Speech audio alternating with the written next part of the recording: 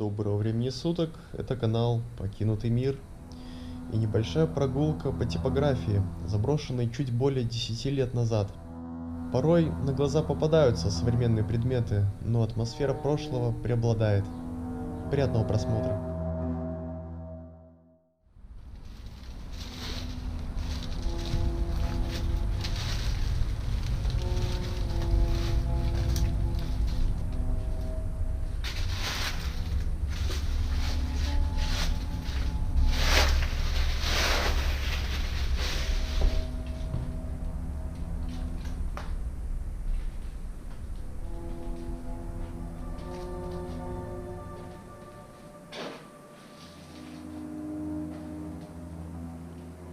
Метилен, хлорид.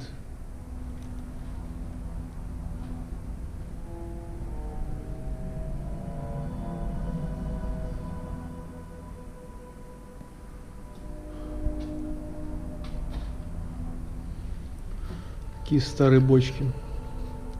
Должны быть они либо с какими-то красящими веществами, либо с растворителем, либо еще с чем-то.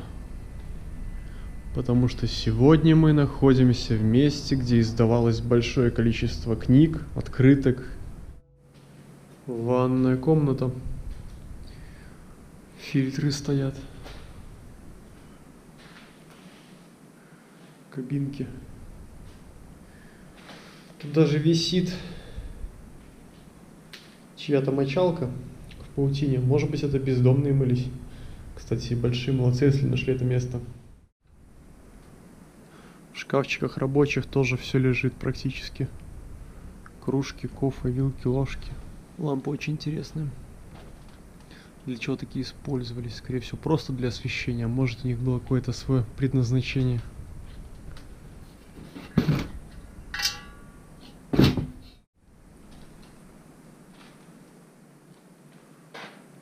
Вот он, красавец.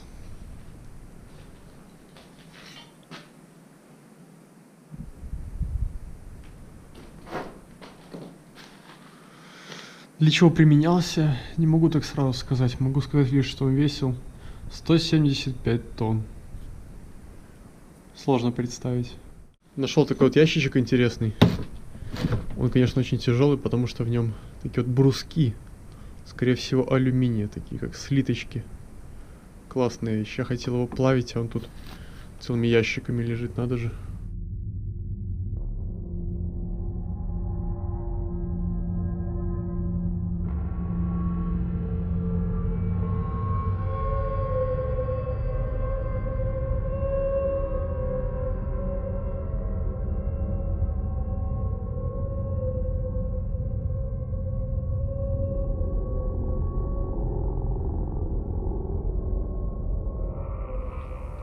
Множество станков, все с электромоторами.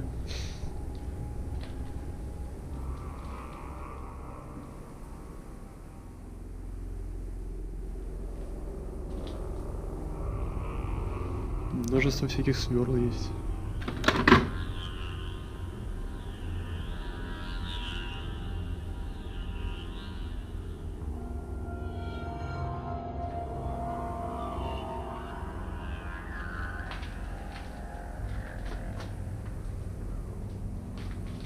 Это просто чья-то мечта.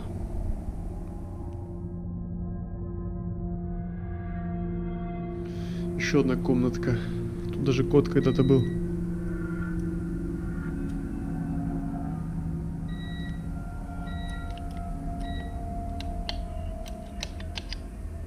Классно.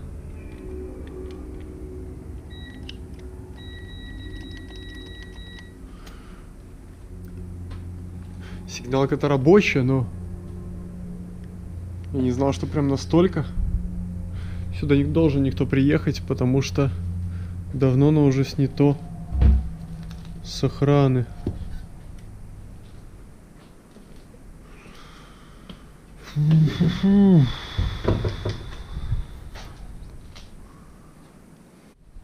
Лестница уже обрушилась. Нужно аккуратно теперь здесь ходить везде. Вполне себе можно провалиться.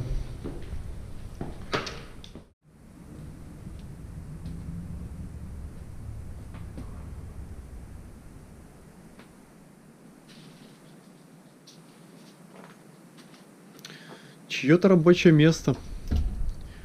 Достаточно уютненькое, с этой лампой выдвижной. С момента закрытия прошло уже больше 10 лет, но все так и лежит на месте. Только небольшой рабочий беспорядок. Что тут в шкафу? Лампочки.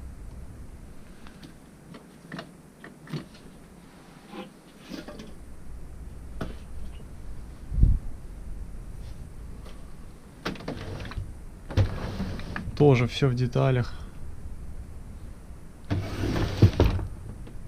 И здесь тоже, и так в каждом, скорее всего.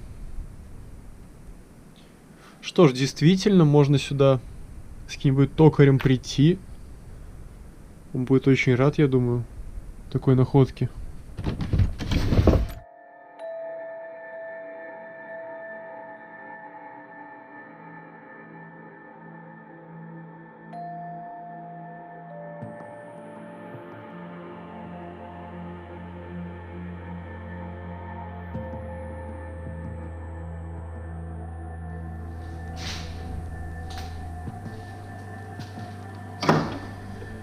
Еще один небольшой цех уже на этаже, а не в подвале. Также всего очень много осталось. А в принципе, кто будет весь этот металлолом с собой тащить? Все еще очень много всего полезного. От всего этого веет прошлым. Если быть точнее, наверное, Советским Союзом. Что это у нас, кстати? Наверняка радиотехника какая-нибудь, раз уж мы находимся в Латвии. Ну, непонятно.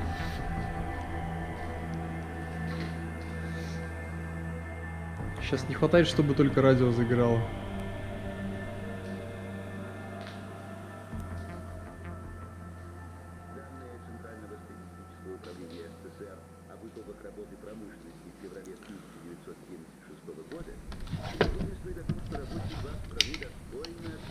Надо же, во всех что-то есть. Да. Во всех и в каждом.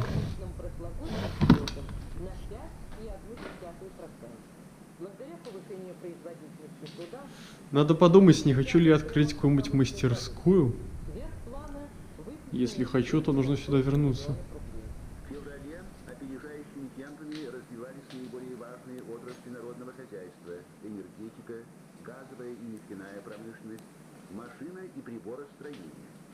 Да, рабочие места советского человека. Ныне всеми оставленные, все устаревшее. И хозяйственного обихода. Прошлое. Месячную программу по реализации продукции перевыполнили работники легкой, пищевой, мясной и молочной промышленности, а также рыбного хозяйства. Сегодня в нашем выпуске примет участие начальник отдела Министерства черной металлургии СССР товарищ Светлаков. Он расскажет о планах предприятий отрасли по увеличению выпуска товаров народного потребления. Мы передаем последние известия. За рубежом с неослабевающим интересом продолжает обсуждать отчетный доклад генерального секретаря ЦК КПСС Леонида Ильича Брежнева и решение 25-го съезда КПСС. В передовой статье берлинская газета Neues Deutschland пишет: 25-й съезд КПСС вновь подтвердил, что максимальное удовлетворение материальных и культурных потребностей советского народа – высшая цель экономической политики партии. Национальный... Каморка чья-то.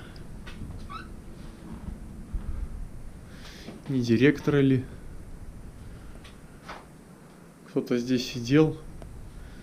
Кто следил за процессами, скорее всего. Кому-то повезло с дрелью. Кто здесь был до меня.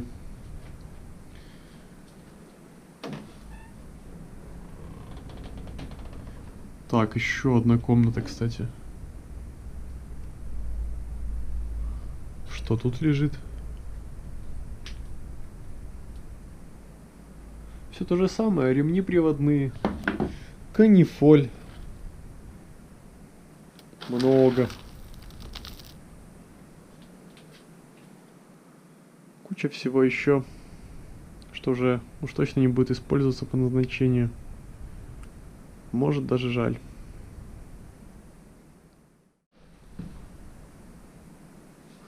Просто лестница скрипит. А иногда кажется, что я здесь не один. Что, в принципе, может быть правдой, потому что здание огромное просто. Может, кто-то еще гуляет. Какие-то картонки лежат. Скорее всего, что-то для обложек. Да, вот они.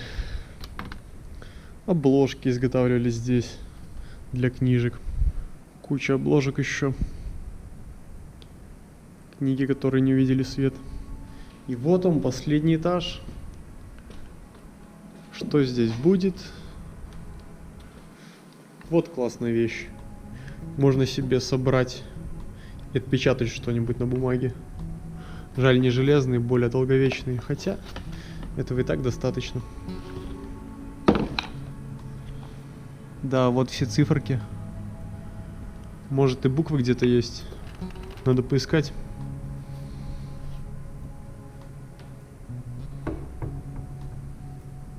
Кстати.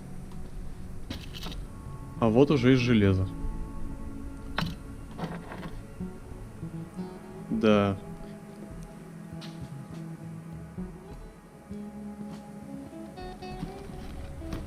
Удостоверение. Смотрите, целые пачки с удостоверениями. Точнее, с обложками. А может, не только. Ну-ка. Аттестаты есть незаполненные. Аттестаты, да. И вот самое последнее помещение. Подходит уже к концу этот экскурс. По месту, где было издано большое количество открыток, книг. Всего остального. Сколько их тут. Очень причудливые формочки есть. Очень симпатичные. Шут. Просто рамка. Это что? Бизон. Это бизон. Жирафик. Выдра. Ну и, конечно же, это предприятие не было бы советским, если бы в нем не было элементов ГО. Фильтры от противогазов, сами противогазы. Опять же, на чердаке полноценного бомбоубежища, я так понимаю, здесь не было. Только такая комнатка, где что-то все еще осталось с тех времен. Принятый закон о защите мира находит свое воплощение в миролюбивой политике нашего государства, в мирных устремлениях всех советских людей. 25-й съезд КПСС определил новые задачи партии на международной арене. Это программа дальнейшей борьбы за мир и международное сотрудничество, за свободу и независимость народа. Советские сторонники мира, отмечая четвертьвековую годовщину принятия Верховным Советом СССР закона о защите мира, сказал в заключении Тихонов, полны решимости сделать все необходимое для строительства на земле прочного и справедливого мира. Сегодня общественность Москвы отметила 80-летие со дня рождения Андрея Александровича Жданова. Этой дате было посвящено торжественное собрание, в котором приняли участие рабочие столичных предприятий, ученые, деятели культуры, ветераны Ленинской партии, встречавшиеся и работавшие со Ждановым. С докладом выступил первый заместитель директора Института марксизма-ленинизма при ЦК КПСС Родионов. Он охарактеризовал Андрея Александровича Жданова как выдающегося деятеля коммунистической партии и советского государства, который принадлежал к славной